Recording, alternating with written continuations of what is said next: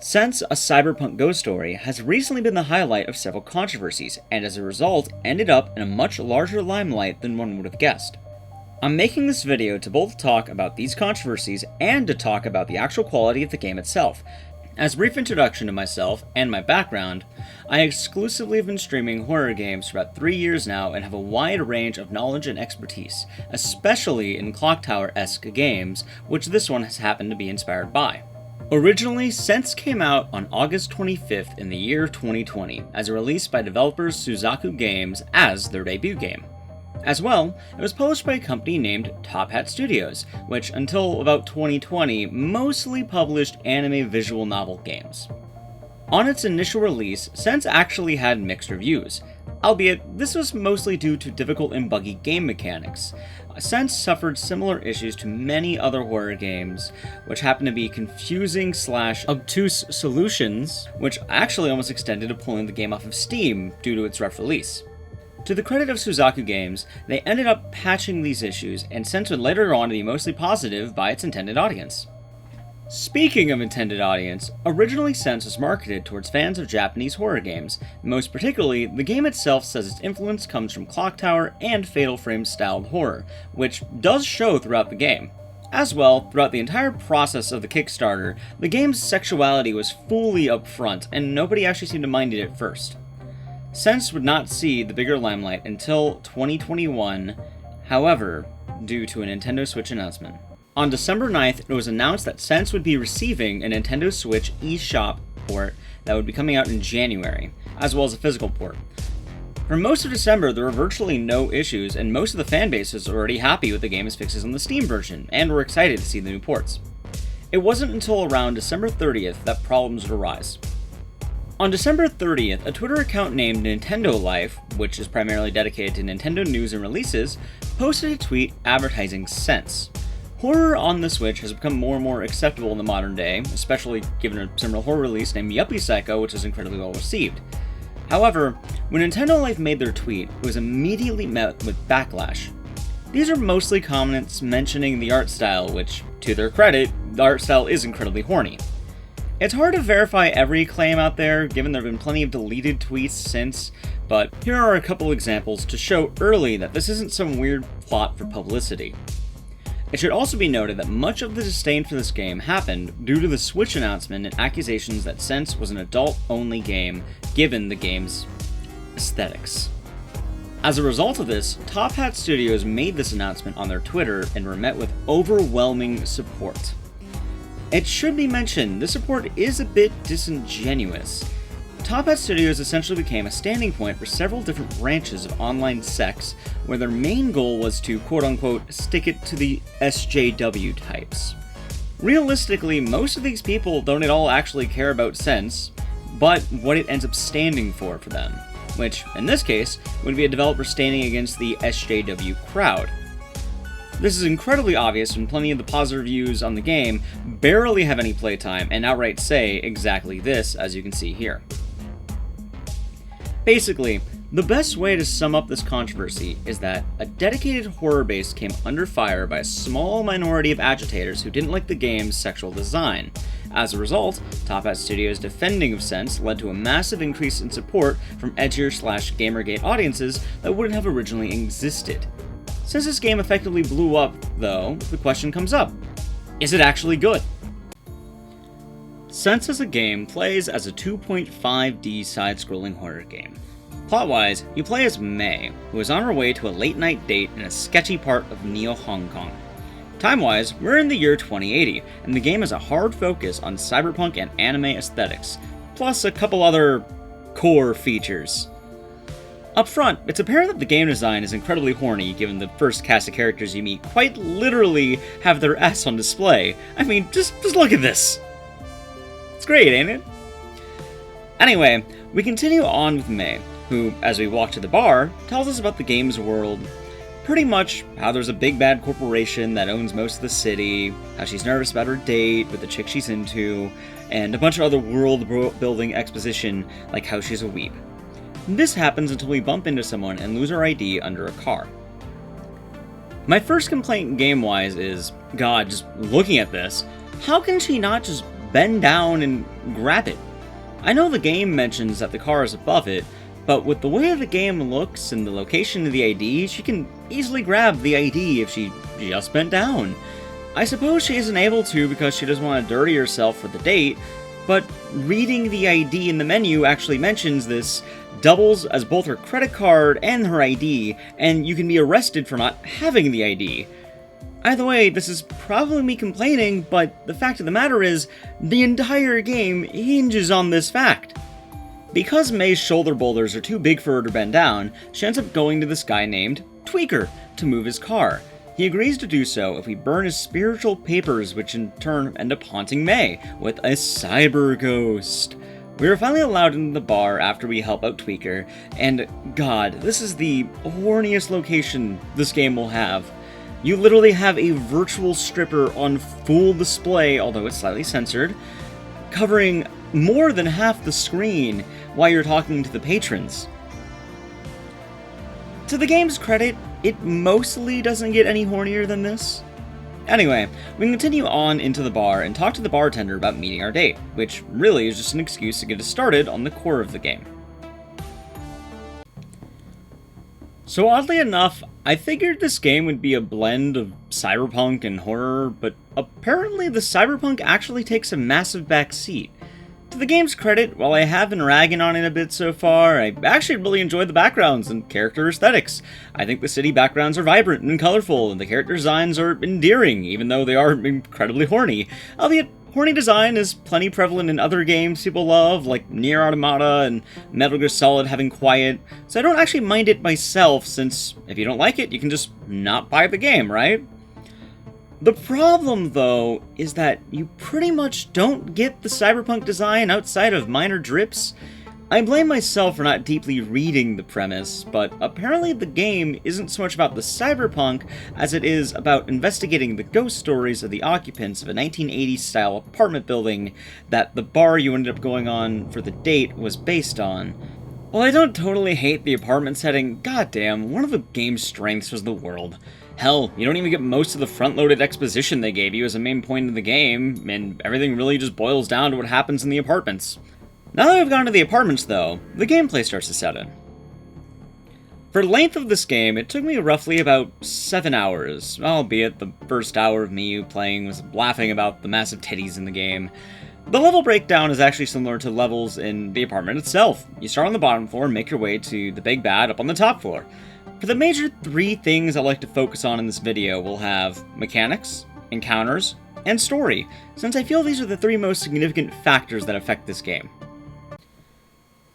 Of the 3 major factors, this is easily the worst by far.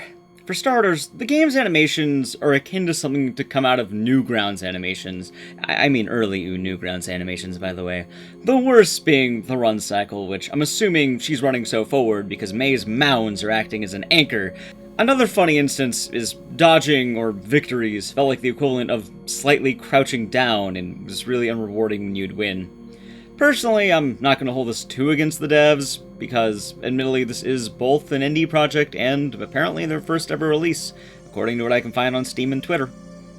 My major issue with the mechanics of this game aren't really even an issue with Suzaku alone, but a general issue that's prevalent in horror games.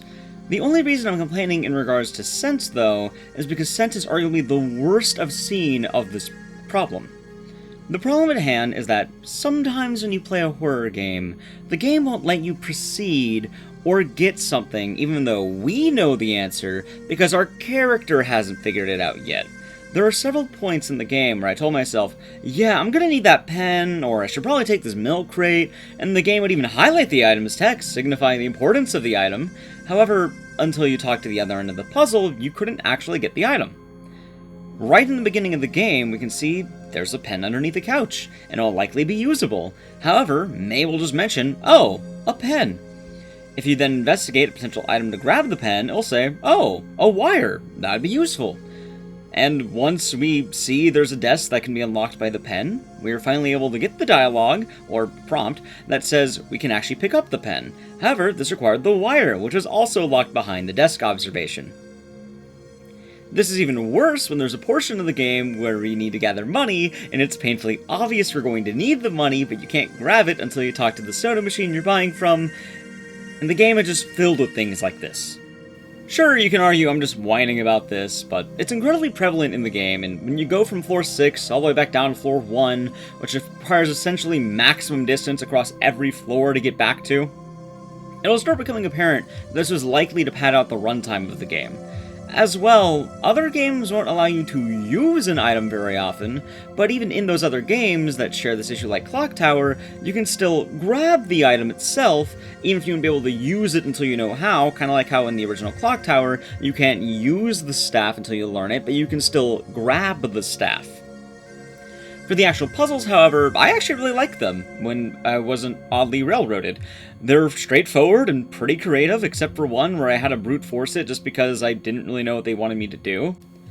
One such puzzle that I did enjoy was a color-coded door that required you to find the answer from a picture in your phone with similar colors on the numbers to the door. The game made a surprising interaction with the necessity of the inventory, which would provide additional context and clues than the base item would normally give you just by picking it up, which made it really rewarding to constantly check your inventory, which most games should probably do more often. I actually liked it. In between moving around the apartments and solving puzzles, you'll also be dealing with the game's various enemy encounters. Both design and style, the enemy encounters are the clear best part of this game. For the most part, you won't be fighting the enemies by traditional means, and you'll end up either needing to absolve them or hide to avoid them from chasing you. As well, depending on the case, if you take a hit, you'll be able to survive if you grabbed a green band health item, or maybe given a chance to dodge if they hit you. Also aside, plus, I love the death scenes. I think they're really good. Whenever I play any game whatsoever, I always check first thing, how does it look when I die, and God, it pays off. I think it's great, and this is clearly my favorite part of the game. I really could only gush from here on out. Given this game's Clock Tower influence, the enemies do a great job of chasing after you, and there isn't a shortage of methods of dealing with them. The game does take a bit of a weird direction, however, in that when you get what boils down to an exorcism sword, it's pretty nice in the late game, but admittedly, I felt some of the game's strength went down with it being overall 3 lives if you just end up dodging it. Oddly enough, as well, this game does actually have boss fights. However, they're incredibly easy, and I didn't realize I'd actually won the boss fights until the game started playing the respective cutscene after I won. Honestly, I feel of all 3 factors, the easily strongest element is the horror, is the actual monster design. I think it's really good, I think it actually does well, and it plays well, and it overall adds to the sense of fear that this game would need, and I think without it, the game would be much worse off. So while we talked about the story a bit earlier, the game's basic premise, this is where I'm overall a bit mixed. On the one hand, it was a massive regret removing the overarching cyberpunk atmosphere in lieu of having the retro apartment complex. As well, the primary story in the apartment by itself isn't exactly the greatest. On the other hand, though, I can vouch that there is more than one side story that actually made me sympathize with the apartment's residents and made it a great breathing facility. Sense's greatest asset isn't May's biggest assets, but it's the very real side stories that you find out through the game. In order to exorcise the ghost throughout the game, you need to help the ghost achieve peace after death. For many of them, the stories involved are incredibly heartbreaking and actually hit a decent nerve that made me feel for them. Even odder, these weren't the primary ghosts by any means. The main story I thought was actually kind of dumb.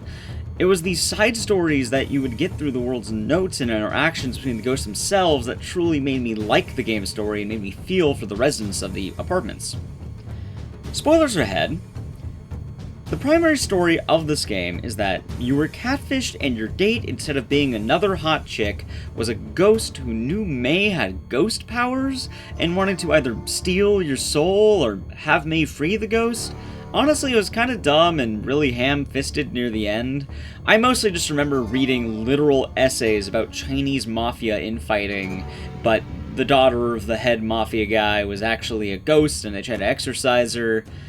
Even worse, once you actually beat the final boss, you're hit with a whole train of exposition where you play as the brand new character who is the sister of May, but really all this is an excuse to walk through cyberpunk locations, and it really doesn't add all that much. It was actually a pretty bad follow-up to an interesting boss. So once you beat the game, you actually get some interesting New Game Plus content. The first thing is a second scenario that I can really only assume is an explanation as to why May has ghost powers. Without getting too into it for spoiler reasons, the biggest highlight of this one was it featured Japanese mythology, like the Kuchisake Onna and the Hachisaku-sama ghost, which are really interesting and really well designed, but this may be a plus or minus depending on how you feel about massive tits. Speaking of massive tits, a good portion of Sense's explanations in the epilogue are apparently tied to New Game Plus, which also unlocked plenty of costumes which feature the aforementioned massive tits. One of these is called Augmentations, which just see it for yourself. Personally, I still need to finish New Game Plus to get the rest of the story, but it's at least on my plan and I feel confident in this game enough that I want to replay through it.